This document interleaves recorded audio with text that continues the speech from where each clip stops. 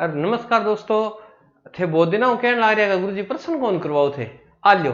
अब थाने रीट ताई प्रश्न ही प्रश्न करवा साइको का प्रश्न खातर हिंदी में बोलना पड़सी, क्योंकि मैंने बोला यूपी का नहीं जगह तब नहीं, यूपी बिहार का दिल्ली का ये ज्यादा थोड़ा सा फॉलो करे। तो आज हम बात करेंगे साइकोलॉजी के प्रश्नों की। टॉपिक है अपना चिंतन। टॉपिक क्या है? चिंतन। ये लो, चिंतन के कुछ प्रश्न हैं जिनको हम डेली यूज करते हैं। अब ध्यान रखना, पहला प्रश्न है निम्न में से कौन सा चिंतन में हमेशा सम्मिलित नहीं होता? चिंतन के अंदर क्या क्या चीजें? चिंतन का अर्थ होता है सोचना, ठीक है। और सोचने में ध्यान रखो को क्या क्या चीजें? संप्रत्यय यानी विचार आता है कि नहीं आता? विचार चिंतन में काम करता है, बिल्कुल करता है जी। प्रतिमा, आप माइंड में सोच रहे हो तो आपके सामने फोटो बनती है कि नहीं बनती? बिल्कुल बनती है, ये लो जी। और प्रतीक, जब जैसे आपके सामने कोई प्रतीक दे दिया, जैसे मैंने ये दे दिया है, इस तरह का प्रतीक दे दिया आपको मैंने, और आप इसके बारे में क्या सोचते हो? अब आपके यहाँ प्रतिमा यानी मनन करते हो, चिंतन करते हो, तो प्रतीक भी, सिंबल भी क्या होते हैं? सोचने के लिए बाध्य करते हो। तो यहाँ क्या नहीं है ये देखो, तो ध्यान रखना, उसका उत्तर होगा भाषा।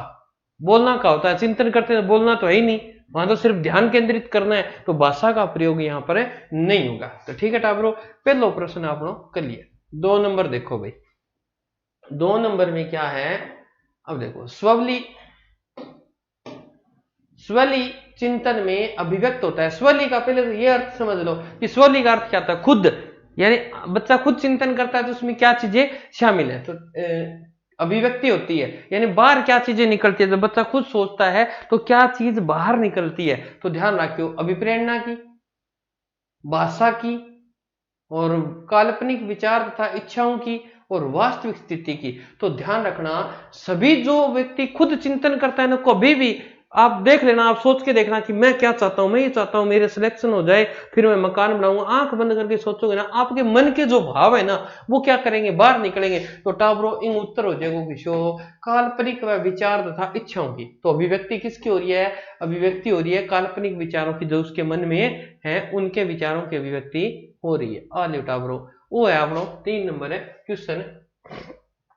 देखो 3 नंबर क्वेश्चन की बात करा, निम्नलिखित में से कौन सा यथार्थवादी चिंतन का उदाहरण नहीं है? ये पूछ रहा है। यथार्थ का अर्थ क्या होता है? सत्य, वास्तविक। ये ध्यान रखना है। यथार्थवादी का क्या अर्थ हो गया? यानी वास्तविक। यथार्थवादी को आप ये कह सकते हो, यानी वास्तविक चिंतन का उदाहरण नहीं है। तो देखो, अभिसारी चिंतन होता है कि नहीं होता?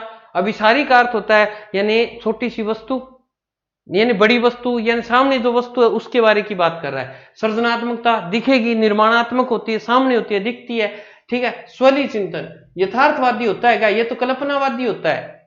और ये सिर्फ यही तो पूछ रहा है कि यथार्थवादी में यहां तो सिर्फ कल्पना ही तो करता है वो, ऐसा कर दूंगा, नौकरी लग गया, बाद में गाड़ी ले आऊंगा और मेरा ब्याह हो जाएगा और मैं यहाँ करूंगा हर बार, सारी बातें ठही हुआ है। सपना की राजकुमारी सपना में रह जाए, तो वह विषय है, इनमें तो यथार्थ यानी वास्तविक बात कर रहा है वो। तो ध्यान रखना, इसका उत्तर हो जाएगा ये। और ये तीनों इसमें होते हैं, आलोचना भी निकाल सकता है, सृजनात्मकता और अभिसारी चिंतन होते हैं। आलू टाबरो, अब आप नेक्स्ट की बात करा, कितने की भाई नेक्स्ट है?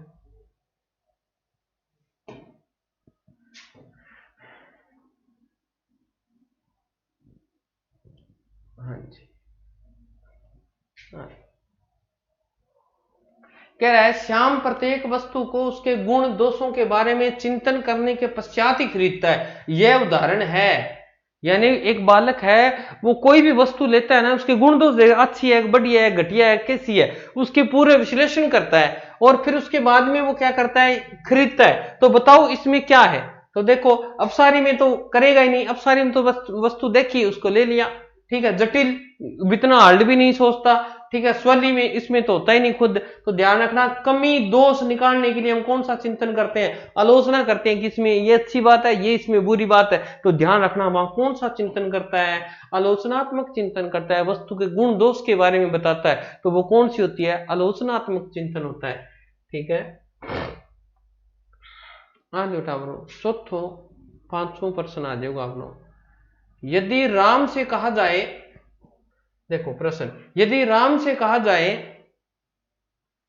कि 10 रुपए में 10 में से 4 घटाने पर उत्तर आएगा, क्या उत्तर आएगा? राम इस समस्या को हल करने के लिए चिंतन का सहारा लेता है। यानी उसको ये कहा गया है कि 10 में से 4 घटाने हैं बेटा, और नीचे क्या आएगा ये बताना है, ठीक है। और उस समस्या का समाधान करने के लिए वो चिंतन करता है कि क्या आएंगे, सोचेगा वो।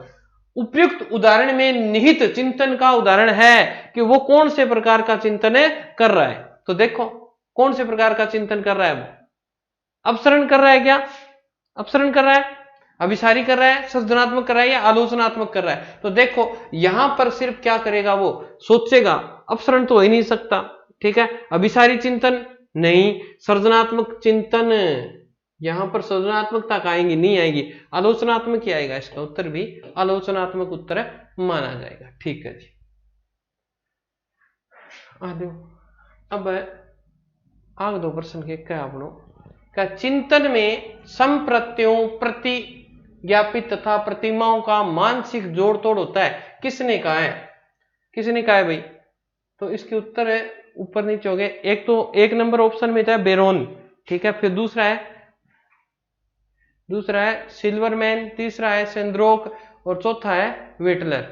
तो देखो इनमें है चिंतन में, या ऐसे कर लेते हैं, चिंतन में संप्रत्यों, अच्छा संप्रत्यय की बात कर रहे हैं, और संप्रत्यय में से क्या होते हैं, यानी इसको ट्रिक से याद रखते हो, विचार कैसे होते हैं, व्हाइट होते हैं, तो व्हाइट से याद कर लो, ये रहा। इसका उत्तर क्या हो जाएगा? 4 नंबर उत्तर होगा जी इसका। क्या होगा? वेहिटकर। क्या उत्तर होगा? वेहिटकर इसका उत्तर होगा। कोई बात नहीं, ठीक है। अभी इन थोड़ा सा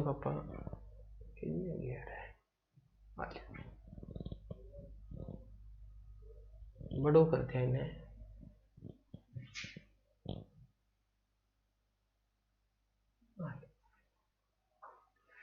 चिंतन को 2 भागों में, एक तो स्वली चिंतन और दूसरा यथार्थवादी चिंतन, किसने बांटा है? तो किसने बांटा है इसको? तो ध्यान रखना, इसको किसने बांटा है? इसने बांटा है,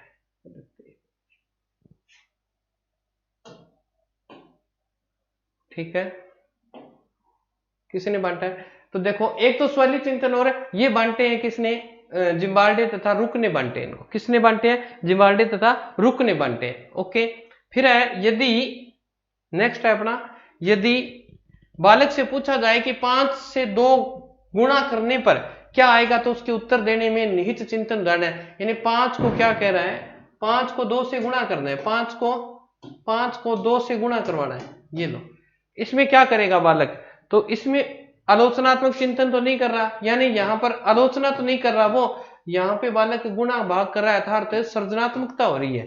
पहला तो ये उत्तर हो जाएगा मेरी तरफ से। फिर देख रहे हैं स्वली चिंतन, इसमें खुद में तो चिंतन कर ही नहीं रहा, ये तो सीखा हुआ ज्ञान है। यहाँ पर तो नई चीज सीख रहा है कि 5 को मैं अगर दो बार लिखता हूँ, इनको जोड़ देता हूँ तो एक ही बात है, ऐसे भी कर सकता है। फिर 2 को 5 बार ऐसे, ठीक है, यानी 2 को मैं 5 बार करूंगा, यानी सृजनात्मक चिंतन इसका उत्तर है, सही उत्तर माना जाएगा, ठीक है। तो वहां सृजनात्मकता आ रही है बालक में, वो कैसे इस उत्तर को हल कर सकता है।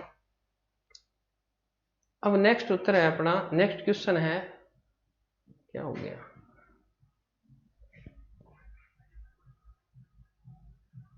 किस तर्कणा में व्यक्ति दिए गए तथ्यों में अपनी ओर से नए तथ्यों को जोड़कर एक निश्चित निष्कर्ष पर पहुंचता है। यानी कोई व्यक्ति है, उसको हमने कोई तथ्य दे दिया और वो अपने पास से उसके अंदर क्या कर रहा है? इंक्लूड कर रहा है, यानी अपने पास से वो कुछ चीज जोड़ रहा है। तो वो कौन सा होगा? आलोचनात्मकता में तो पहले से वस्तु का क्या कर दिया जाता है? निर्धारण होता है, फिर उसमें कमी दोष, इसमें तो हो ही नहीं सकता, ये तो उत्तर हो ही नहीं सकता, ठीक है। सादृश्यवादी तर्कणा, यानी इसमें जो वस्तु सामने होगी उसी के बारे में नई निष्कर्ष, यानी कुछ तथ्य जोड़ेगा साथ में से। तो निगमन में इसमें भी नियम होते हैं, नियम पहले से दिए होते हैं, उनमें तो वो कुछ कर ही नहीं सकता, तो फिर एक ही बच गया अपने पास, आगमन में। इसमें व्यक्ति अपने विचार रख सकता है। तो ध्यान रखना, इसका उत्तर क्या हो जाएगा? 4 नंबर उत्तर इसका हो जाएगा, ओके। फिर देखते हैं आगे नेक्स्ट 9 नंबर क्वेश्चन कि ऐसी तर्कणा जिसमें व्यक्ति पहले से ज्ञात नियमों और तथ्यों को आधार पर एक निश्चित निष्कर्ष पर पहुंच, जो अभी करवा के ना वो सेम का सेम क्वेश्चन रिपीट कर दिया है, ठीक है। यानी वही है जिसमें व्यक्ति पहले से ज्ञात नियमों तथ्यों के आधार पर एक निश्चित निष्कर्ष पर पहुंचने की कोशिश करता है। यानी पहले से क्या दिए गए हैं, ध्यान रखियो, पहले से ज्ञात नियम है उसे, अब देखो आलोचनात्मक में नियम की कोई बात नहीं है, तो यहां पर इसका उत्तर हो जाएगा ये, उसका अपोजिट दिया है, तो यहां कौन सा हो जाएगा, निगमनात्मक तर्कणा हो जाएगी ये, क्योंकि नियम पहले से याद है और उसी के आधार पे वो क्या करता है, निश्चित निष्कर्ष पर पहुंचने की कोशिश करता है, तो ये हो, ठीक है। उसके बाद की बात करते हैं, नेक्स्ट क्वेश्चन है आपका, बालक का कंद्रण, ये क्या होता है,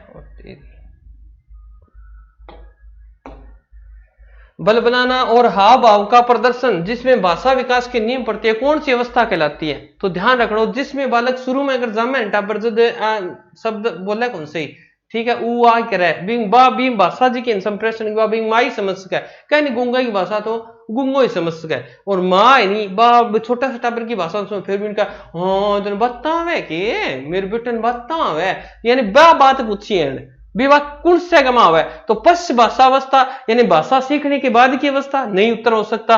पूर्व भाषा अवस्था यानी भाषा नहीं आ रही थी उस अवस्था की बात कर रहे, तो देखो भाषा आवे कोनी व्यू पहला बन सीख ली, इंग उत्तर वही है बेटा, अगला ऑप्शन देखने की अपन जरूरत ही कोनी, ठीक है।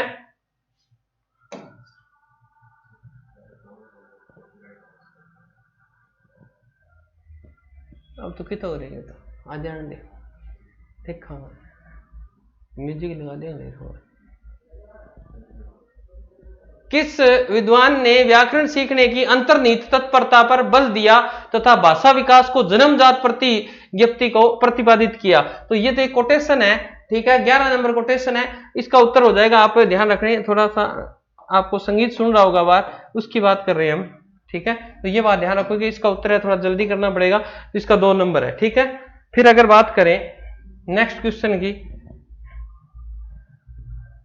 किस मनोवैज्ञानिक के अनुसार भाषा एवं चिंतन की उत्पत्ति अलग अलग होती है तथा विकास समांतर विभिन्न चरणों में होता है, तो 12 नंबर क्वेश्चन इसका उत्तर हो जाएगा आपका, भाषा की सिर्फ बात करता है तो भाषा का कभी भी उत्तर आता है, भाषा की बात कर रहा है तो इसका उत्तर हो जाएगा चोमस्की, इसका उत्तर क्या होगा, चोमस्की, ठीक है। अब नेक्स्ट देखो, नेक्स्ट की बात करें कि किस मनोवैज्ञानिक ने कहा कि चिंतन मात्र भाषा का निर्माण ही नहीं करता वरन इससे पहले ही उपस्थित रहता है और बच्चे चिंतन की सहायता से आंतरिक छवि का निर्माण करते हैं, ये बात किसने कही है, ये भी हैंग हो रहा है, किसने कही है, तो ध्यान रखना ये बात कहने वाले कौन थे, ये सिर्फ ये कह रहा है समाज की सहायता से, तो ध्यान रखना ये बात कहने वाले कौन थे, ये वाइगोट्स्की ने कही थी, ध्यान रखना ये परिभाषाएं हैं आपको याद रखनी है, ये परिभाषा देने वाले कौन थे, वाइगोट्स्की ने, इसका उत्तर हो जाएगा। फिर आपका नेक्स्ट है, देखो कि भूख प्यास नींद,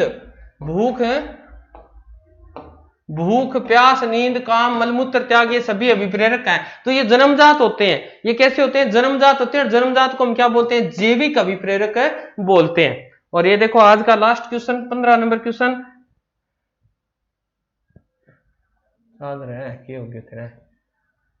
ठीक है, अभिप्रेरणा का आवश्यकता पदानुक्रम का सिद्धांत किसने दिया था, तो विलियम जेम्स ने तो नहीं दिया था भाई, ये तो नहीं होगा इसका उत्तर। फिर जेम्स लोंजे ने नहीं दिया था, अब्राहम एच मैस्लो ने दिया था, बिल्कुल दिया था, ये लीजिए इसके आंसर की भी आपके साथ ही जारी कर दी हमने, अब्राहम एम मैस्लो, ठीक है। तो टाबरो ए आज आप 15 क्वेश्चन करया, ठीक है, अंग आता ने पीडीएफ अगर थान चाहिए तो आपने टेलीग्राम जी को ग्रुप है, वहीं पर भी जा सको थे, जिका नाम है जीके राय सिंह जोरड़, ठीक है, जीके राय सिंह जोरड़ का नाम टेलीग्राम ग्रुप है, और ई नाम जीके राय जोरड़ का नाम आप फेसबुक एक पेज है, बिना भी फॉलो करियो, और आप दूसरो जी को चैनल जी का पर आप सार दिन पॉलिटिकल का वीडियो गिरन लाग रही हूं, वो भी ई नाम है, तो वो टेलीग्राम भी चैनल है अपनो, टेलीग्राम चैनल को वो है, और यूट्यूब को भी वही नाम है, ठीक है।